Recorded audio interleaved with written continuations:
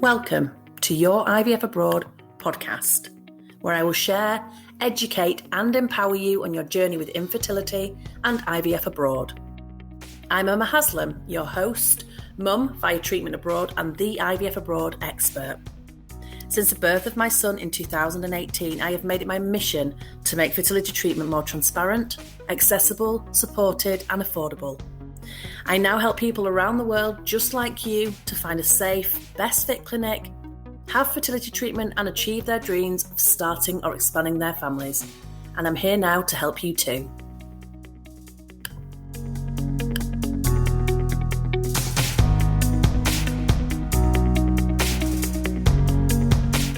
Hello, it's Emma here. Welcome back to this week's podcast, where I'm going to continue looking at the reasons why people are choosing to head abroad now, or more people are choosing to head abroad now for fertility testing, treatment and procedures. Last week, we talked about costs, which is one of the big reasons why people first decide to explore going abroad.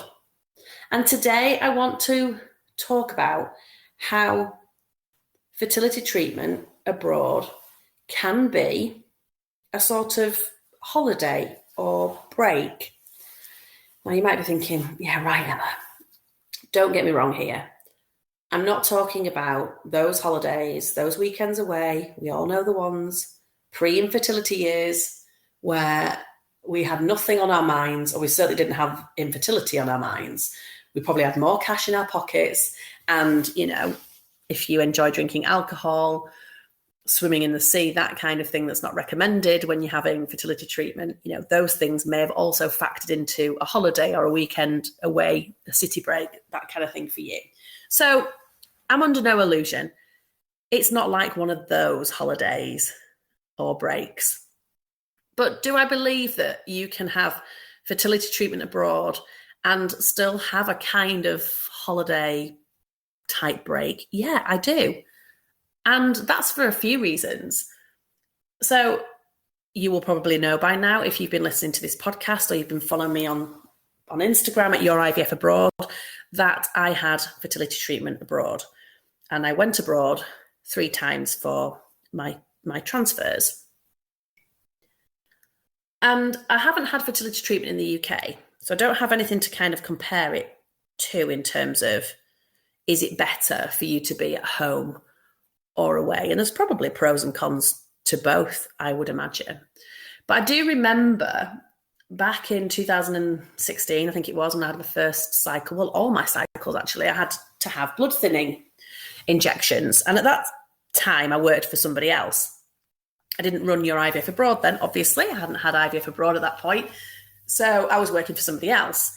And I had a very busy job and I was in and out of appointments. And I would literally be injecting myself in the car, in the toilets, trying to remember to take my medication. And that was so stressful. Now, some people take the full period of time off of fertility treatment, home or away, but most people don't. Most people will be experiencing the things I'm talking about now, whether or not they go abroad or have their treatment at home. The difference, I suppose, is that if you have your full treatment at home, then potentially for some of you, that will be the reality every day while you're going through your treatment. Whereas for me, I still needed to take my injections and my medication, but once I went abroad, I could be more focused on that. I could make my day work around that rather than having to try and fit that into a busy working day. And there was just something about injecting myself in my car and in the toilets at work that just felt really wrong. And do you know what? It was stressful. Like, it was so stressful having to factor that in. And then, you know, setting alarms to make sure I didn't forget to take my medication and just having to think about so many things. Whereas I think once you go abroad, those things, those stresses and strains of work and home are gone for most people. And you only spend a handful of time and there's only a small number of visits required to the clinic when you're away. So you will have time to do a lot of the things that you enjoy doing on a holiday or on a city break. Granted, not all of them. But can you still enjoy yourself? Yeah, I think you can. And we absolutely did. And it was great for taking our mind off things. And it was a lovely time together. Now, I know not all of you will have a partner, but you may choose to travel with a friend or a family member, or you may love solo travel. And it's a good excuse to get out and explore somewhere new or revisit somewhere that you feel really comfortable. You may have family who have, or you may have a second home in another country, and it's like being home from home. But I think people underestimate, because as I've said to you before, you don't know what you don't know until you know. So you can't possibly understand what it's like to go through fertility treatment if you've never had it. If you have had it before, then you will know how stressful it is. And I'm not saying that organising fertility treatment abroad isn't tricky or difficult at times and doesn't add extra stuff in for you to organise. It absolutely does. And that's why some people get external help through people like myself. But when you're actually away, as I said, you're only at the clinic maybe a handful or less of times. So you've got lots of time that you can then use how you want to. Some people will choose to work, so that then works for them. That's sometimes a good distraction for people, but most people either do a combination of that or they take the time off work. Often you can get a sick note from a GP if your work doesn't have a fertility policy, but they might do. That's always worth having a look at. Or you might just be able to speak to your employer anyway, if you've got an understanding employer, and tell them what's going on if you want to. And that may give you some leave, so you're not having to actually use your holiday to go abroad. But we honestly had a great time in the Czech Republic. And it now, because our treatment worked, holds a really special place in our heart, and hopefully it will for our son too, when we take him out there to visit. And we did a lot of the things that we would do on a normal, in inverted commas, pre-infertility years, pre-IVF treatment holiday. And lots of my clients will say to me, you were right. You were absolutely right. Now that we're here, we feel so much more relaxed. If you think about the type of person you are, like, do you like a city break? Do you like to be somewhere where it's sunny? What lights you up in terms of being away from home and work?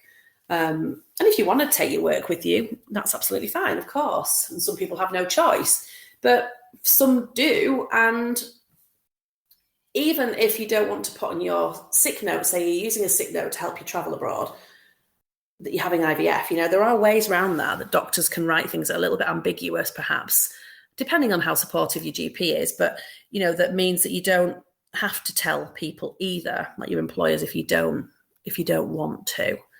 But yeah, you can combine definitely having a holiday and a break. And for me, just being away from home, and for many of my clients as well, was really good. And I enjoyed that time. Not as much as I enjoyed it going on holiday before IVF, but I still enjoyed it. And it made the experience better for me than it would have been if I'd have had my treatment at home. And that's the same message that I get from lots of clients as well. So something there for you to have a think about as well.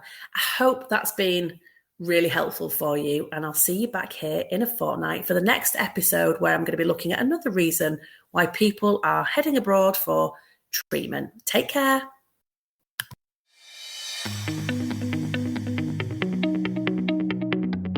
Thank you for listening to your IVF Abroad podcast with me, Emma Haslam.